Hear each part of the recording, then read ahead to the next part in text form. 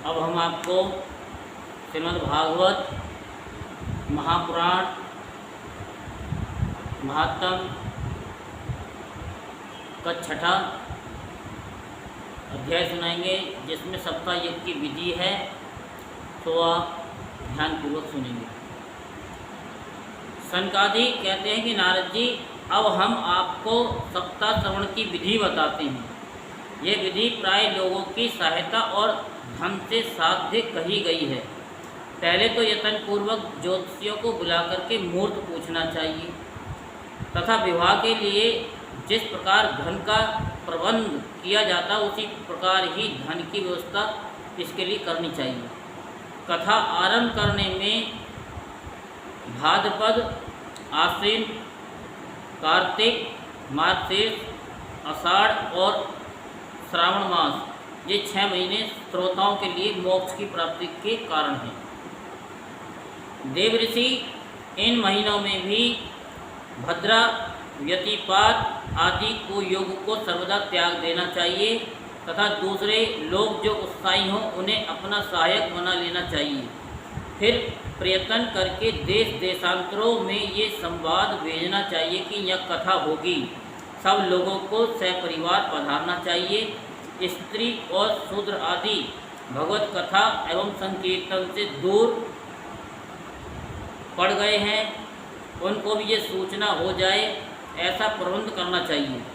देश देश में जो विरक्त वैष्णव और हरि कीर्तन के प्रेमी हो उनके पास निमंत्रण पत्र अवश्य भेजें। उसे लिखने की विधि इस प्रकार बताई गई है कि महानुभावों, यहाँ 7 दिनों तक सत्पुरुषों का बड़ा दुर्लभ समागम रहेगा और अपूर्व रसमयी श्रीमद् भागवत की कथा होगी। आप लोग भगवत रस के रसिक हैं, अतः श्री भागवत मृत का पान करने के लिए प्रेम पूर्वक शीघ्र ही पधारने की कृपा करें। यदि आपको विशेष अवकाश ना हो तो भी एक दिन के लिए तो अवश्य ही कृपा करनी चाहिए, क्योंकि यहाँ का तो एक क्षण भी अत्यंत दुर्लभ है। इस प्रकार विनय पूर्वक उन्हें निमंत्रण करें और जो लोग आए हैं उनके लिए यथोचित निवास स्थान का प्रबंध करें।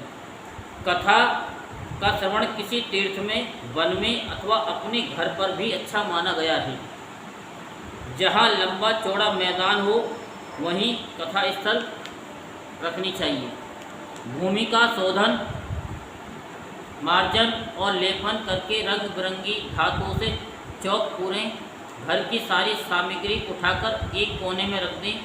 5 दिन पहले से ही यत्नपूर्वक बहुत से बिछाने के वस्त्र एकत्र कर ले और केले के खम्भों से सुशोभित एक ऊंचा मंडप तैयार कराएं। उसे सब और फल, पुष्प, पत्र और चंदोवे से अलंकृत करें तथा चारों ओर झंडियाँ लगाकर तरह तरह के सामानों से सजा दें। उस मंडप में कुछ ऊंचाई पर 7 विशाल लोकों की कल्पना करें और उनमें विरक्त ब्राह्मणों को बुला बुला करके बैठाएं। आगे की ओर उनके लिए वहाँ यथोचित आसन तैयार रखें। उनके पीछे वक्ता के लिए भी एक दिव्य सिंहासन प्रबंध करें। यदि वक्ता का मुख उत्तर की ओर रहे तो श्रोता पूर्वाभिमुख होकर के बैठे, और यदि वक्ता पूर्व की ओर रहे तो श्रोता को उत्तर की ओर मुख करके बैठना चाहिए, अथवा वक्ता और श्रोता को पूर्व मुख होकर बैठना चाहिए। देश काल आदि को जानने वाले महानुभावों ने श्रोता के लिए ऐसा ही नियम बताया है, जो वेद शास्त्र की स्पष्ट व्याख्या करने में समर्थ हो, तरह तरह के दृष्टांत दे सकता हो तथा विवेकी और अत्यंत निष्प्रय हो। ऐसे विरक्त और विष्णु भक्त ब्राह्मण को वक्ता बनाना चाहिए। श्रीमद् भागवत के प्रवचन में ऐसे लोगों को नियुक्त नहीं करना चाहिए जो पंडित होने पर भी अनेक धर्मों के चक्कर में पड़े हुए हों, स्त्री लंपट एवं पाखंड के प्रचारक हो। वक्ता के पास ही उसकी सहायता के लिए एक वैसा ही विद्वान और स्थापित करना चाहिए, वह भी सब प्रकार के संशयों की निवृत्ति करने में समर्थ और लोगों को समझाने में कुशल हो। कथा प्रारंभ के दिन से एक दिन पूर्व व्रत ग्रहण करने के लिए वक्ता को छोड़ करा लेना चाहिए तथा अरुणोदय के समय शौच से निवृत्त होकर अच्छी तरह स्नान करें और संध्या आदि अपने नित्य कर्मों को संक्षेप से समाप्त करके कथा के विघ्नों की निवृत्ति के लिए गणेश जी का पूजन करें। तदनंतर पितृगण का तर्पण कर पूर्व पापों की शुद्धि के लिए प्रायश्चित करें और एक मंडल बनाकर उसमें श्री हरि को स्थापित करें। फिर भगवान श्री कृष्ण को लक्ष्य करके मंत्रोच्चारण पूर्वक षोडश उपचार विधि से पूजन करें और उसके पश्चात प्रदक्षिणा तथा नमस्कार आदि कर इस प्रकार स्तुति करें। करुणा निधान, मैं संसार सागर में डूबा हुआ और बड़ा दीन हूँ। कर्मों के मोहरूपी ग्रह ने मुझे पकड़ रखा है। आप इस संसार सागर से मेरा उद्धार कीजिए। इसके पश्चात धूप दीप आदि सामग्रियों से श्रीमद् भागवत की भी बड़े उत्साह और प्रीतिपूर्वक विधि विधान से पूजा करें। फिर पुस्तक के आगे नारियल रखकर नमस्कार करें और प्रसन्न चित्त से इस प्रकार स्तुति करें। श्रीमद् भागवत के रूप में आप साक्षात श्री कृष्णचंद्र ही विराजमान हैं। नाथ, मैंने भवसागर से छुटकारा पाने के लिए आपकी शरण ली है। मेरा ये मनोरथ आप बिना किसी विघ्न बाधा के सांगोपांग पूरा करें। केशव, मैं आपका दास हूँ। ऐसी प्रार्थना भगवान से करें। इस प्रकार दीन वचन कहकर फिर वक्ता का पूजन करें, उसे सुंदर वस्त्राभूषणों से विभूषित करें और फिर पूजा के पश्चात उसकी इस प्रकार स्तुति करें कि सुख स्वरूप भगवान, आप समझाने की कला में कुशल और सब शास्त्रों में पारंगत है। कृपया इस कथा को प्रकाशित करके मेरा ज्ञान दूर करें। फिर अपने कल्याण के लिए प्रसन्नतापूर्वक उसके सामने नियम ग्रहण करें और 7 दिनों तक यथाशक्ति उसका पालन करें। कथा में विघ्न न हो इसके लिए 5 ब्राह्मणों को और वर्ण करें। वे 12 अक्षर मंत्र द्वारा भगवान के नामों का जप करें। फिर ब्राह्मण अन्य विष्णु भक्त एवं कीर्तन करने वालों को नमस्कार करके उनकी पूजा करें और उनकी आज्ञा पाकर स्वयं भी आसन पर बैठ जाएं। जो पुरुष लोक संपत्ति, धन, घर और पुत्र आदि की चिंता छोड़कर शुद्ध चित्त से केवल कथा में ही ध्यान रखता है, उसे इसके श्रवण का उत्तम फल मिलता है। बुद्धिमान वक्ता को चाहिए कि सूर्य उदय से कथा आरंभ करके 3:30 पहर तक मध्यम स्वर से अच्छी तरह कथा को बाँचे। दोपहर के समय 2 घड़ी तक कथा बंद रखी। उस समय कथा के प्रसंग के अनुसार वैष्णव को भगवान के गुणों का कीर्तन करना चाहिए। व्यर्थ बातें नहीं करनी चाहिए। कथा के समय मलमूत्र के वेग को काबू में रखने के लिए अल्पाहार सुखकारी होता है, इसलिए श्रोता केवल एक ही समय भोजन ग्रहण करें। यदि शक्ति हो तो 7 दिन तक निराहार रहकर कथा सुने अथवा केवल घी या दूध पीकर सुखपूर्वक श्रवण करें अथवा फलाहार या एक समय ही भोजन करें। जिससे जैसा नियम हो सके करें, उसी को कथा श्रवण के लिए ग्रहण करें। मैं तो उपवास की अपेक्षा भोजन करना अच्छा समझता हूँ, यदि वह कथा श्रवण में सहायक हो। यदि उपवास से श्रवण में बाधा पहुँचती हो तो वह किसी काम का नहीं है। नारद जी, नियम से सप्ताह सुनने वाले पुरुष के नियम सुनिए। विष्णु भक्त की दीक्षा से रहित पुरुष कथा श्रवण का अधिकारी नहीं है। जो पुरुष नियम से कथा सुने उसे ब्रह्मचर्य से रहना, भूमि पर सोना और नित्य प्रति कथा समाप्त होने पर पत्तल में भोजन करना चाहिए। दाल, शहद, तेल, अन्न, भाव दूषित पदार्थ और बासी अन्न, इनका उसे सर्वदा ही त्याग करना चाहिए। काम, क्रोध, मद, मान, मत्सर, लोभ, दम्भ, मोह और द्वेष को तो अपने पास भी नहीं फटकने देना चाहिए। वह वेद, वैष्णव, ब्राह्मण, गुरु और गौ सेवा तथा स्त्री, राजा और पुरुषों की निंदा से भी बचें। नियम से कथा सुनने वाले पुरुष को रस वाला स्त्री और पतित गायत्रीहीन द्विज ब्राह्मणों से द्वेष करने वाले तथा वेद को न मानने वाले पुरुषों से बात नहीं करनी चाहिए। सर्वदा सत्य, सोच, दया, मौन, सरलता, विनय और उदारता का बर्ताव करना चाहिए। धनहीन, क्षय रोगी, किसी अन्य रोग से पीड़ित, भाग्यहीन, पापी, पुत्रहीन और मुमुक्ष भी ये कथा श्रवण करें। जिस स्त्री का रजो दर्शन रुक गया हो, जिसके एक ही संतान होकर के रह गई हो, जो बांझ हो, जिसकी संतान होकर के मर जाती है अथवा जिसका गर्भ गिर जाता है, वह यत्न पूर्वक इस कथा को सुने। ये सब विधिवत कथा सुने तो इन्हें अक्षय फल की प्राप्ति हो सकती है। ये अद्वितीय दिव्य कथा करोड़ों यज्ञों का फल देने वाली है। इस प्रकार व्रत की विधियों का पालन करके फिर उद्यापन करें। जिन्हें इसके विशेष फल की इच्छा हो, वे जन्माष्टमी व्रत के समान ही इस कथा व्रत का उद्यापन करें। किंतु जो भगवान के अकिंचन भक्त हैं, उनके लिए उद्यापन का कोई आग्रह नहीं है। वे श्रवण से ही पवित्र हैं, क्योंकि वे तो निष्काम भगवत भक्त हैं। इस प्रकार जब सप्ताह यज्ञ समाप्त हो जाए, तब श्रोताओं को अत्यंत भक्तिपूर्वक पुस्तक और वक्ता की पूजा करनी चाहिए। फिर वक्ता श्रोताओं को प्रसाद, तुलसी और प्रसादी मालाएं दे तथा सब लोग मृदंग और झांझ की मनोहर ध्वनि से सुंदर कीर्तन करें। जय जयकार, नमस्कार, शंख ध्वनि घोष कराएं तथा ब्राह्मण और याजकों को धन और अन्न दें। श्रोता विरक्त हो तो कर्म की शांति के लिए दूसरे दिन गीता पाठ करें। ग्रस्त हो तो हवन करें। उस हवन में दशम स्कंद का एक एक श्लोक पढ़कर विधि पूर्वक खीर, मधु, घृत, तिल और अन्नादि सामग्रियों से आहुति दें।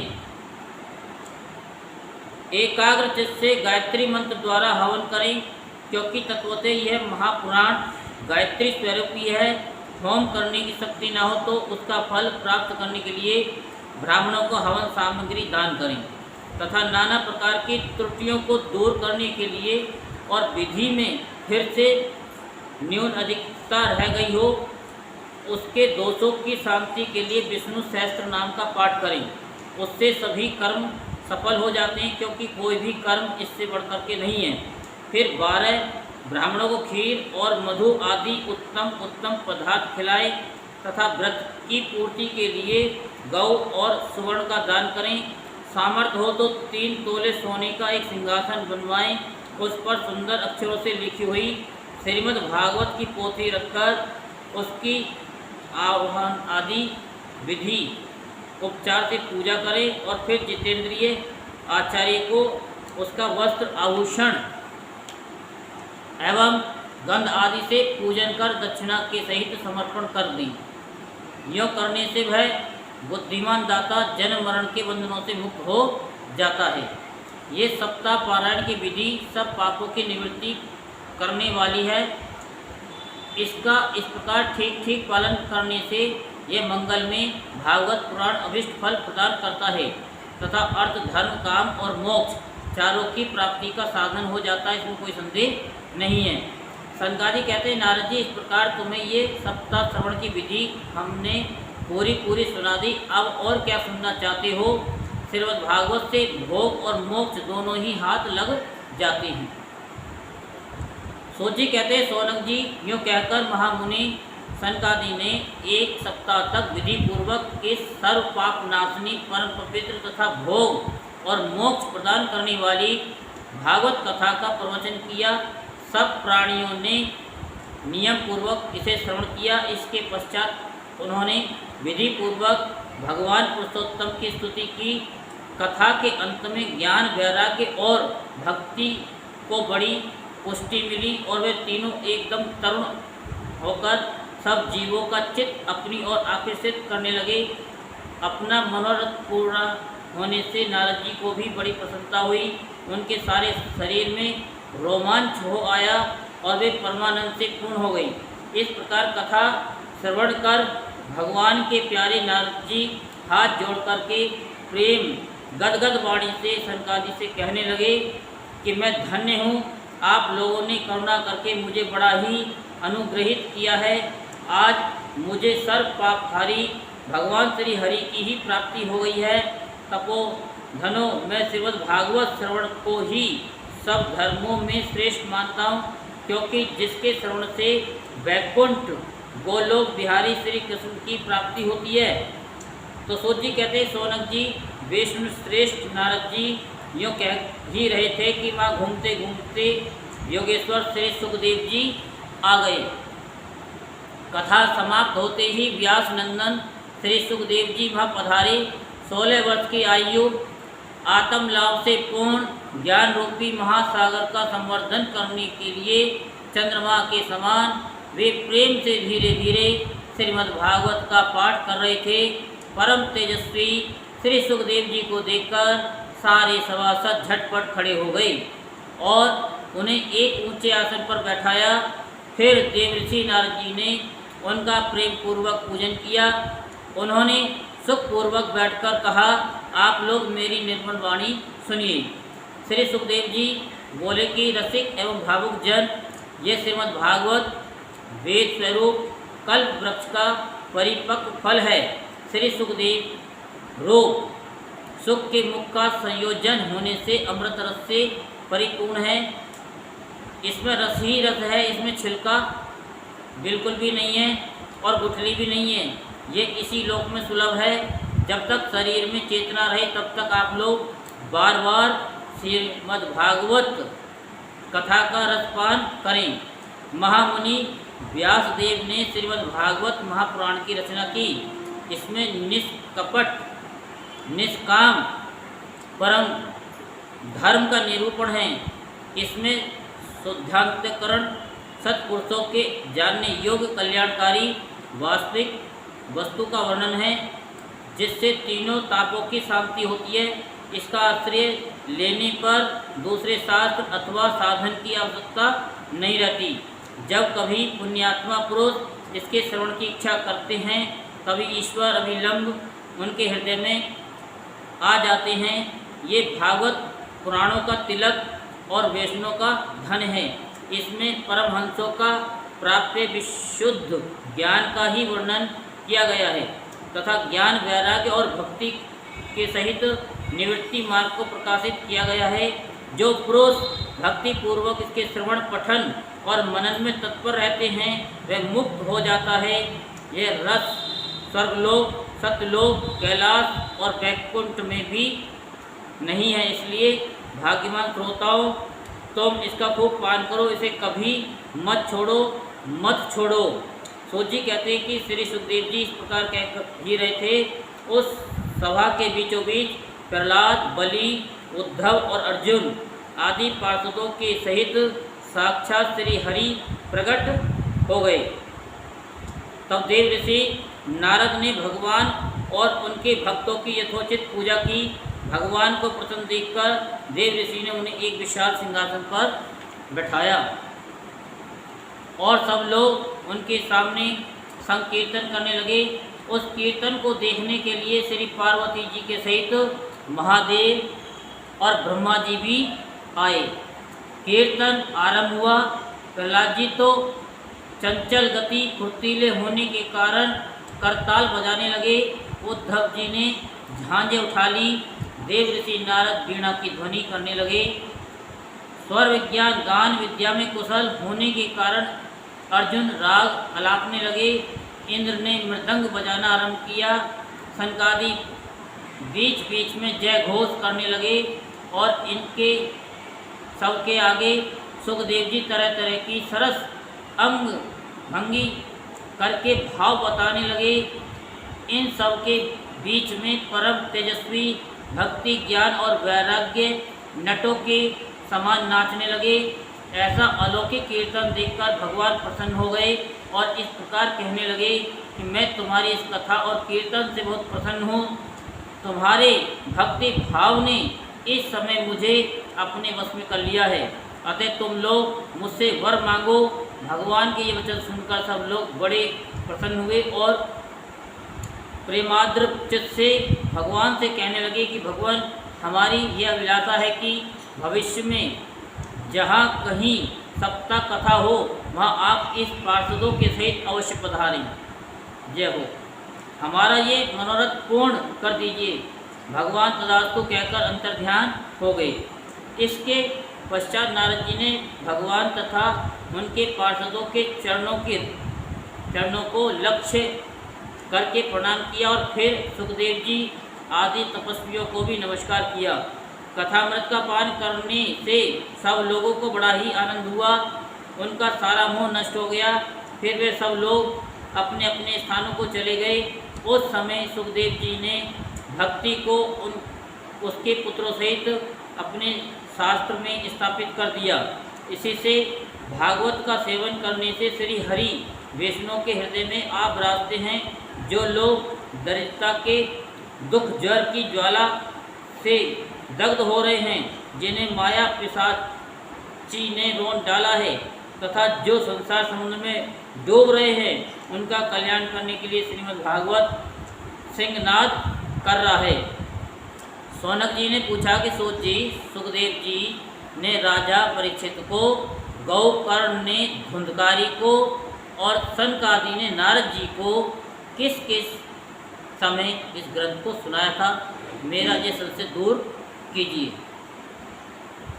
सूत जी ने कहा कि भगवान श्री कृष्ण के स्वाधाम गमन के बाद कलयुग के 30 वर्ष से कुछ अधिक बीत जाने पर भाद्रपद मास की शुक्ला नवमी को सुखदेव जी ने कथा आरंभ की थी और राजा परीक्षित के कथा सुनने के बाद कलयुग के 200 वर्ष बीत जाने पर आषाढ़ मास की शुक्ला नवमी को गौकर्ण जी ने ये कथा सुनाई थी।